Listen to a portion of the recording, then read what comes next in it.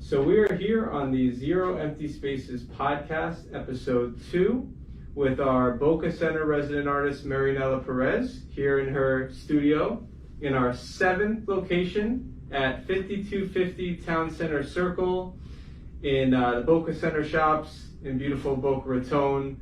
If you didn't know about Zero Empty Spaces, we started an initiative, myself, Evan Snow, and my business partner, Mr. Andrew Martineau, to activate vacant commercial real estate to make affordable artist studio spaces at $2 per square foot, including the water and the electric on a month-to-month basis.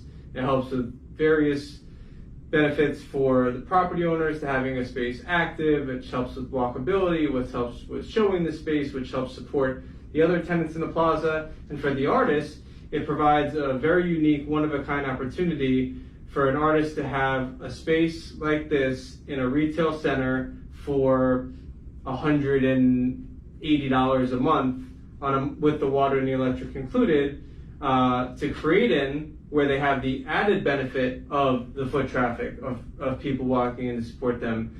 So it's very unique, but this program would be nothing without the artists. So the point of the podcast is to connect you with the creatives that make this program function and great. So without much further ado, why don't you tell us a little bit about yourself at a high level and how you got started in the arts? Yeah, thank you very much, Evan. This is a wonderful opportunity that you gave us to artists to work here. I'm Marianela Perez. I'm from Venezuela. I'm a visual artist, and I've been here in the United States since 3 years ago. With all the problematic situation in Venezuela, I decided to pack everything and come, and had another opportunity in my development of my career. So I start building up my body of work, since I couldn't bring anything from my country. So as you see, I work very much with geometry and triangles mostly. I think the triangles give me some stability. Interesting. There's a shape that gives me some stability, and I put it always inside of a square. And that is because I like to refer to a metaphor that is like a crystal box, my crystal box, that broke, and all these fragments shatter into the atmosphere in a chromatic choreography, as I Interesting. So I think, then I use the photography that I take, and I like very much photography, and I use that as an inspiration of colors of my everyday life. So interesting. And the colors are very bright and vibrant, very reflective, with the South Florida, with the natural light, and obviously the tropical setting as well. That's what I feel living in Florida. All these colorful atmosphere that you have here, and the sunsets and the sunrise, they are colorful. Amen. Yeah, the nature. Can't beat it. Things, yeah. Well, I'm glad that you mentioned that the triangle within the square. I didn't really realize that. Now that I'm looking at it, and now it's like so apparent to me. What were some of, or who or what were some of your inspirations, either other artists or architects, or what kind of things influenced the creation of this series of work? Well, there are many artists that I've been looking at, because there are so many geometric artists. And from my country is Jesus Soto and Cruz Diaz. They are very inspirational with the color. And then the Russian artists are very much the beginners, Kandinsky and the Bauhaus, all that is an inspiration. But I like very much Picasso. Sure. Maybe it doesn't have anything to do with my work, but I look at it and I like very much his work. All of those influences play a role. You know, Scott Jeffries said he was very inspired by Picasso as well, and his work is not. It doesn't have anything to do. I like very much Andy Warhol, and some time of my life I worked a lot of pop art. Okay. So I think those colors that come to me refer to all that pop.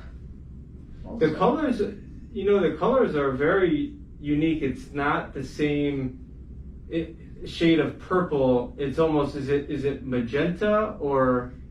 Well, you know what? I like very much to take risk with the colors, and sometimes I mix them. Okay. And that makes some difference of that difference that you see. I think.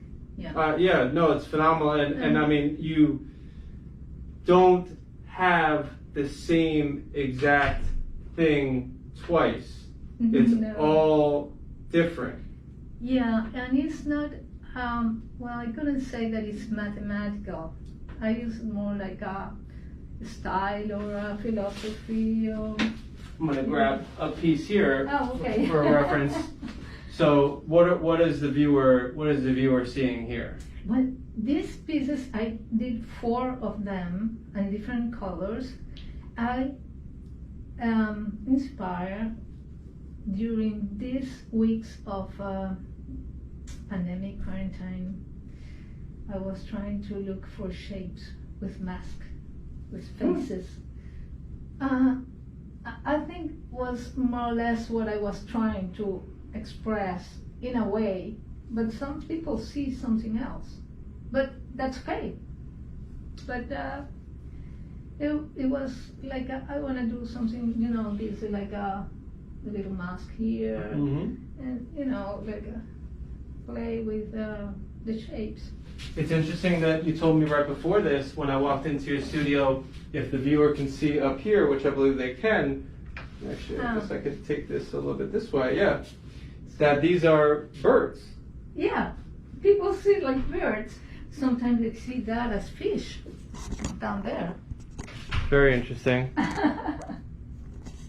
Very interesting. We're going to do a little bit of a tour of the studio here and show you. This is a very beginning stage of process. Yes. And then you can see some other works, different sizes, different patterns, different styles, different color combinations, some other works in progress on the floor here. And it's interesting that you said you didn't think this was the room, the space that anybody would want, but the space works, very well for you. It gives you the privacy. It was perfect for me. When I saw it, I said, "This is it." And also the fact I didn't know that you lived in Boca Raton. I do. Yeah. And you're 12 minutes, 15 minutes from here. Oh, less. Yes. Yeah. Well, I've been around Boca Raton like 20 years, Okay. Because we had this house and we come as a vacation home, but then it becomes our steady home. Very nice. Well, and it was so beautiful how we connected. You participated in Art Fort Lauderdale this year. Yes. In the 4th annual installment. That was wonderful that I could stay there. It was wonderful. The atmosphere. It rained so much, but it didn't keep us to. Yeah. Thankfully, it rained less than the year before, but yeah.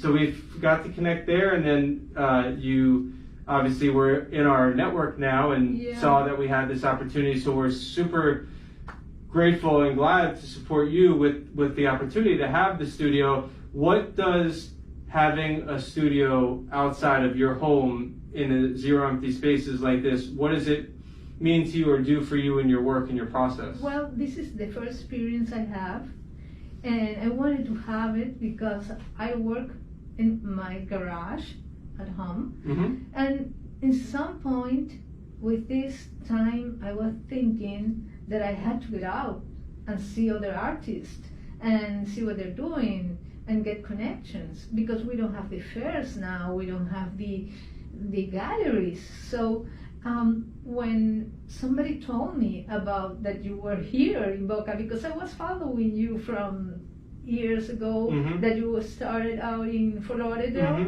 but Fort Lauderdale for me is still a long way to go. But when somebody told me that you were here at Boca, I was like, oh wow, that's fantastic. I have to talk to him and tell him that I have to be there. So I'm very, very thankful for that. I'm glad it worked out. We're super glad to have you. Where could they find you on social media, website? I'm very active in Instagram, and so you can follow me there at Marianela Perez _art, or also on Facebook, Marianela Perez _art, and my website is marianelaperezart.com. Awesome, and we'll link it in the comments when we post it on Facebook and YouTube, so people can find you. If you haven't been to one of our locations before, we do have them open to the public daily between the hours of 12 and 5 p.m. The artists have 24-hour access, but we ask them to be in here at least 2 days a week between the hours of 12 and 5. You can set an appointment at your convenience. As I mentioned, this location is our 7th location at 5250 Town Center Circle, Suite 109, next to Joseph's Market, in the same plaza with Rocco's Tacos and Tap 42 in Boca Raton. We will be having a grand opening reception with ribbon cutting, mayors, city commissioners, and all that good stuff once we get through the COVID times. And there will be other things going on, classes, workshops, different things. So if you aren't following, you can follow us at Zero Empty Spaces on Facebook and Instagram, www.zeroemptyspaces.com online, or if you want to email us, info@zeroemptyspaces.com if you know an artist that's looking for a space. If you know somebody that has vacant commercial real estate that maybe they would like to have activated as part of the project to help them get it, full of life and color and vibrancy and ultimately leased, that's the goal. This is on a 30-day, month-to-month basis. It's fully transparent with the artist, and if and when the place does get leased, we'll give the artist the opportunity to transfer it to the next available space. So everybody knows that, and we're glad to continue growing the project. We just were speaking and in final negotiations with spaces in Orlando, Palm Beach Gardens, and Lincoln Road on Miami Beach. We're very glad to continue expanding the project, providing more opportunities for artists.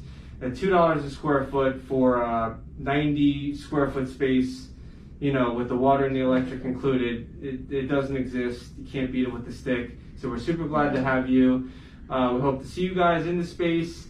Any questions, don't hesitate to reach out. And we thank you for your interest in Zero Empty Spaces in the arts. Cheers. Thank you very much.